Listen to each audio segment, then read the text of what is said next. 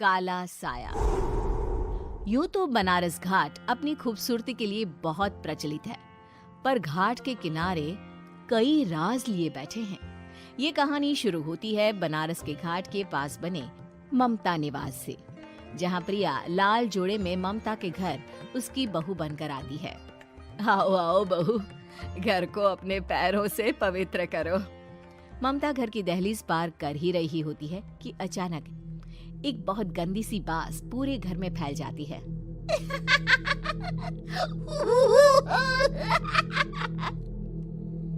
ये बदबू और ये आवाजें, ये कौन हंस रहा है माँ?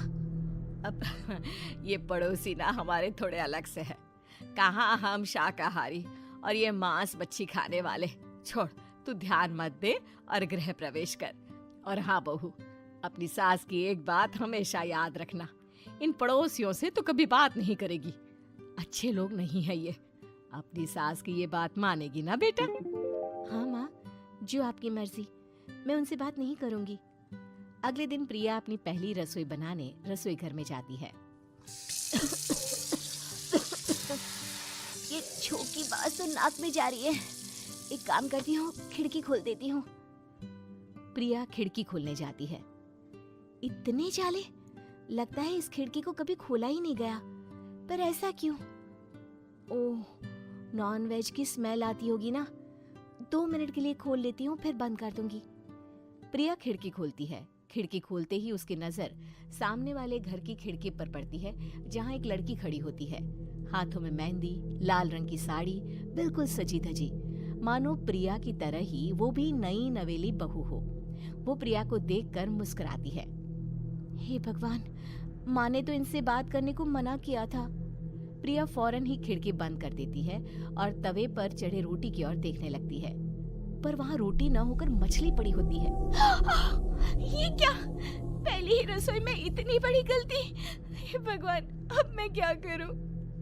प्रिया बहुत डर जाती है और फौरन रसोई की सफाई करने और फिर सभी के लिए खाना बनाने लग जाती है। जब वो सबको खाना परोसती है, सब तो ठीक है, मैं बेकार में चिंता कर रही थी। हे भगवान, ऐसे ही बस अपनी कृपा बनाए रखना। रात के वक्त जब सब सो रहे होते हैं, तब प्रिया को पायल की आवाज सुनाई देती है, जिससे उसकी आंख खुल जाती है। ये पायल की आवाज कहाँ से आ रही है?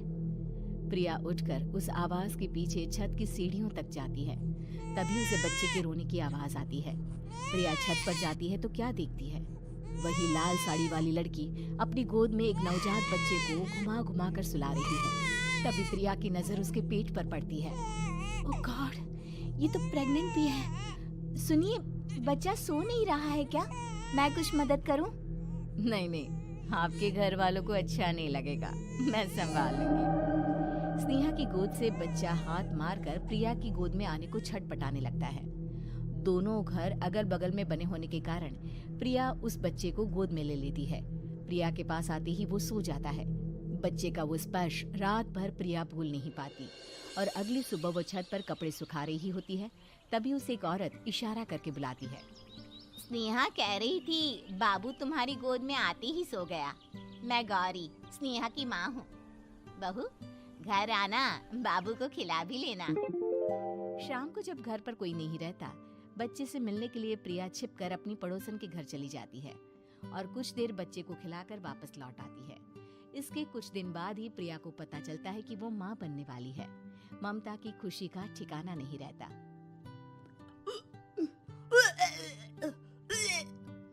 माँ जी, पता नहीं क्यों उल्टी आ रही है। प्रिया भागती हुई वॉशरूम में जाती है तो हरे और लाल रंग की उल्टी करती है। उस उल्टी में से कीड़े निकलते हैं। ये क्या? खून और ये कीड़े! माँ! माँ! प्रिया की आवाज सुनकर ममता दौड़ कर आती है, पर बेसिन में कुछ नहीं होता। प्रिया हक्की बक्की रह जाती है। ये सब क्या हो रहा है? प्रिया घबरा जाती है और अपने कमरे में जाकर सो जाती है। डर के कारण वो इतनी थक जाती है कि उसकी आंख लग जाती है। तब उसे ऐसा लगता है उसके पेट पर मानो कोई बैठा हुआ हो। कौन हो? प्रिया के पेट पर एक 5 महीने की बच्ची बैठी हुई थी, जो बुरी तरह जली हुई थी। माँ, तुम ही मुझे लाई ना अपने पेट में। मैं तुम्हारी माँ नहीं हूँ।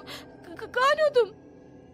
माँ, देखो मैं जल गई बुरी तरह से।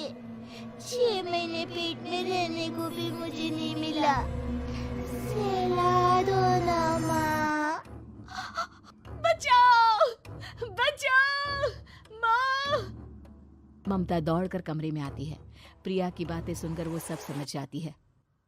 तू कहीं बगल वाले घर में तो नहीं जाकर आई ना बहू? मुझे माफ कर दो, मैं गई थी माँ। उस घर में सब मरे हुए हैं बहू। कई साल पहले स्नेहा उस घर में बहू बनकर आई थी। कुछ ही दिन में वो एक बच्चे को जन्म देने वाली थी। पूरा घर बच्चे के आने की खुशी में खोया था कि एक दिन अचानक उस घर में आग लग गई। सब बुरी तरह जलकर मर गए। गौरी आज भी दादी बनने का इंतजार कर रही है और इसीलिए स्नेहा ने अपना अजन्मा बच्चा तुम्हारी कोख में डाल दिया। ममता ये कह रही होती है कि पीछे से उसके पैरों को एक बच्चा पकड़ लेता है। दादी, दादी। माँ, स्नेहा की गोद में यही बच्चा था। ये बच्चा कौन है फिर? तेरी मौत है। तेरी भी दादी। जिस चीज का ममता को डर था वही हो गया। ममता निवास के ऊपर मौत ने चादर बिछा दी थी। प्रिया का पेट ऐसे बढ़ जाता है मानो 9 महीने का हो। 2 हाथ उसके पेट से बाहर निकलते हैं। बहू, संतोष को फोन कर, किसी पंडित जी को बुला बहू।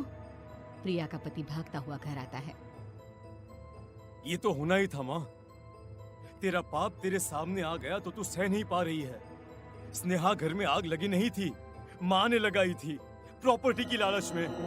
और वो बच्चा मेरी पहली पत्नी का बच्चा है, मेरा बेटा, जो कि उस आग की चपेट का शिकार हो गया था।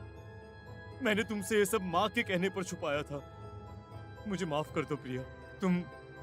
तुम अगर चाहो तो यहाँ से जा सकती हो। मैं तुम्हें किसी भी बंधन में रखना नहीं चाहता। मेरी शादी हुई है आपसे, मैं आपको छोड़ नहीं सकती, पर उससे पहले हमें स्नेहा, उसकी माँ और बच्चे की आत्मा की शांति करवानी होगी। संतोष और ममता गौरी के घर जाते हैं। अंदर सब कुछ जला हुआ होता है। जमीन पर जली हुई लाशें बिखरी हुई थी। ममता रो रो कर अपनी करने की माफी गौरी से मांगती है। प्रिया स्नेहा के घर वालों का अंतिम संस्कार करवा देती है और ममता निवास फिर से आत्माओं के साए से मुक्त हो जाता है।